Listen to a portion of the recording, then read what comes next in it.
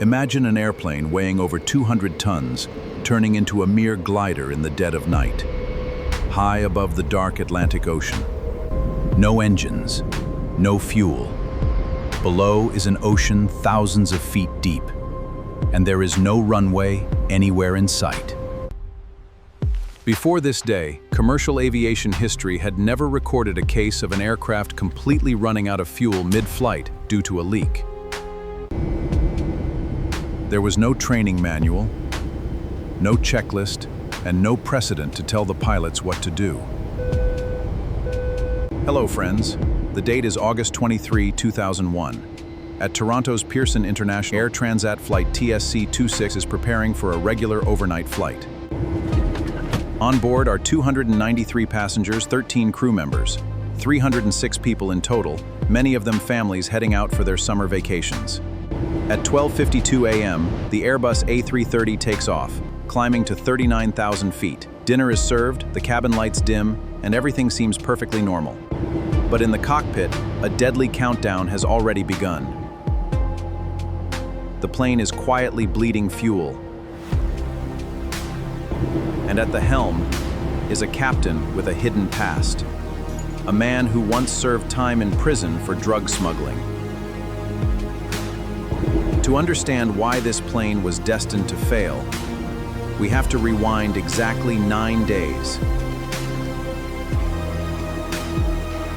During a routine inspection, mechanics found metal chips in the oil system of the plane's right engine. It had to be replaced. But Air Transat didn't have a spare. They borrowed an engine from Rolls-Royce, but there was a massive catch. The replacement engine was an older design. Mechanics began the installation under immense time pressure to get the plane ready for a Sunday flight. During the process, the lead technician realized the plane's new hydraulic pump wasn't fitting onto the older engine because a fuel tube was in the way. He tried to check the Rolls-Royce manual online, but the network was down. Shockingly, the offline CD containing the manual was sitting in the same building, but no one bothered to look for it.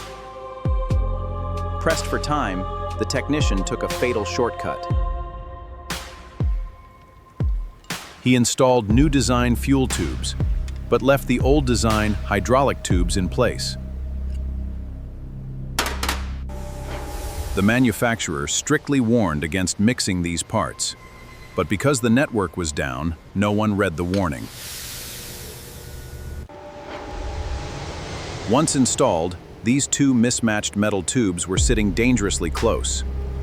With every flight over the next 9 days, engine vibration caused the hydraulic line to violently rub against the fuel line. It was a ticking time bomb.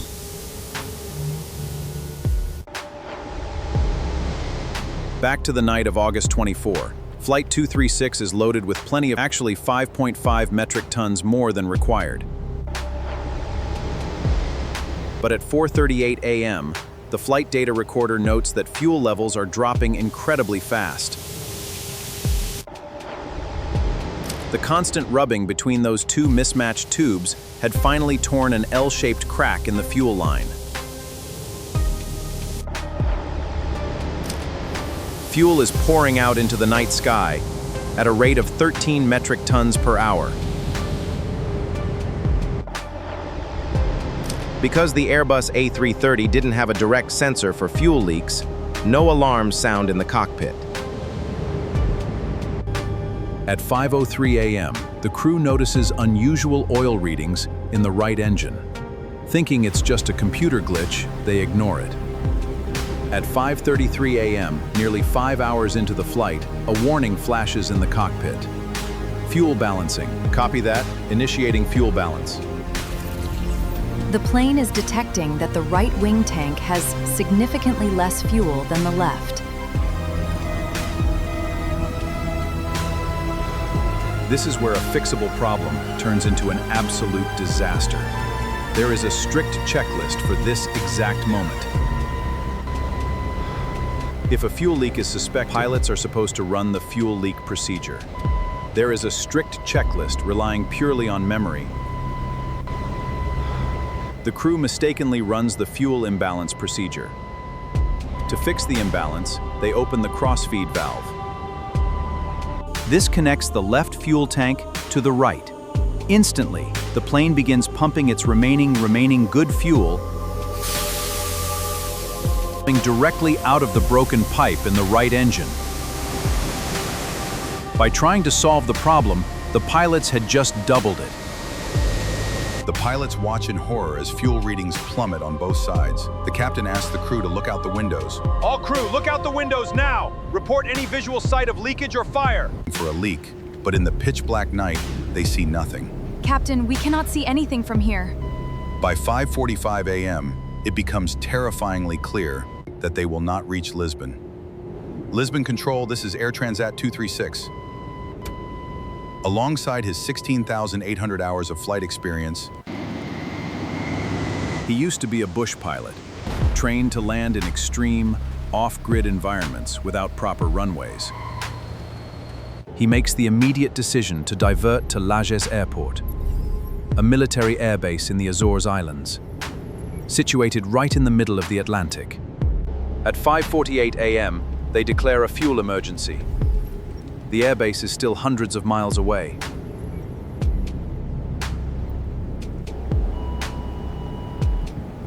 At 6:13 a.m., at 34,000 feet, the right engine completely dies from fuel starvation. The captain begins a gradual single-engine descent, but they are still 144 kilometers away from safety.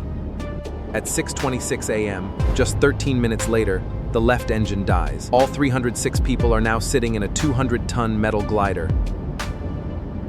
The cockpit screens go black. The cabin is plunged into total darkness. Stand by for rat power. The constant, comforting hum of the jet engines vanishes, replaced by a deafening, terrifying silence. Only the sound of the wind remains. Captain Pichet realizes history is against them. No commercial passenger jet has ever attempted a powerless glide from this distance.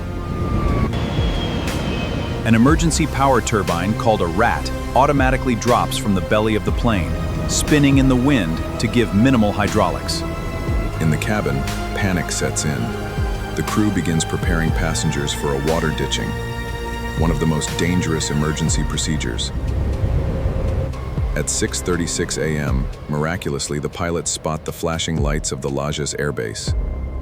At 6:43 a.m., the landing gear is dropped. At 6:45 a.m., after a 19-minute glide, Flight 236 slams onto the runway.